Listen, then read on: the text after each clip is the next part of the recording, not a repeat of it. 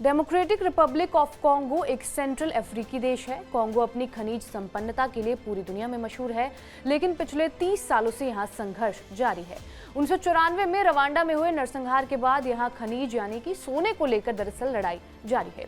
हाल ही में जो विद्रोही समूह यहाँ पर तबाही मचा रहे हैं वो M23 है।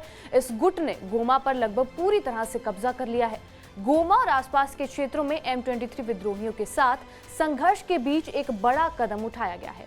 सोमवार को विद्रोहियों ने मानवीय आधार का हवाला देते हुए एक तरफा युद्ध विराम का ऐलान किया है।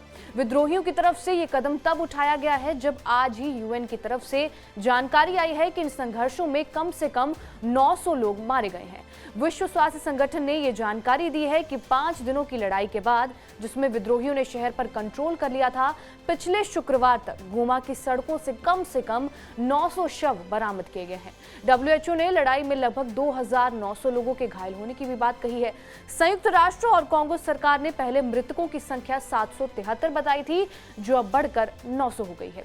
कांगो में चल रहे संघर्ष के मद्देनजर भारतीय दूतावास ने रविवार को वहां रहने वाले भारतीयों के लिए एडवाइजरी भी जारी की थी। भारतीय दूतावास ने ये कहा था कि वो मध्य अफ्रीकी देश में सुरक्षा स्थिति पर बारीकी से नजर रख रहा है। साथ ही दूतावास ने बुकावू में सभी भारतीय नागरिकों से तुरंत सुरक्षित स्थानों पर जाने की अपील की। दूतावास ने दिन में 3 सलाहें जारी की है और सभी को आपातकालीन योजना तैयार करने की सलाह दी।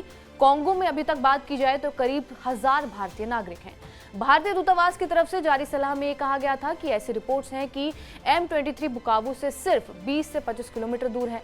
ऐसे में सुरक्षा स्थिति को देखते हुए हम एक बार फिर बुकावू में रहने वाले सभी भारतीय नागरिकों को ये सलाह देते हैं कि वो हवाई अड्डे, सीमाएं और वाणिज्यिक मार्ग अभी भी खुले हुए हैं, इसलिए जो भी साधन उपलब्ध हो तुरंत सुरक्षित स्थानों पर चले जाएं। हम बुकावू की यात्रा ना करने की दृढ़ता से सलाह देते हैं।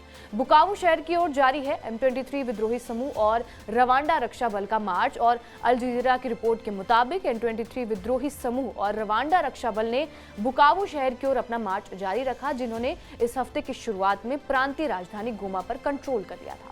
आपको ये भी बता दें कि M23 पूर्वी कांगो में एक्टिव 100 से ज्यादा सशस्त्र ग्रुप्स में से एक है, जो वैश्विक प्रौद्योगिकी के लिए आवश्यक खनिजों से समृद्ध क्षेत्र है। संयुक्त राष्ट्र के एक्सपर्ट्स के मुताबिक समूह को लगभग 4000 रवांडा सैनिकों का सपोर्ट भी मिला हुआ है, लेकिन अब यहाँ पर इतनी बर्बरता के बाद शांति बहाल कर दी गई है। बहरहाल इस खबर के ऊपर आपकी क्या प्रतिक्रिया है, हमें कमेंट करके जरूर बताएं। बाकी देश और दुनिया की तमाम बड़ी खबरों से अपडेटेड रहने के लिए सब्सक्राइब करिए TV9 डिजिटल।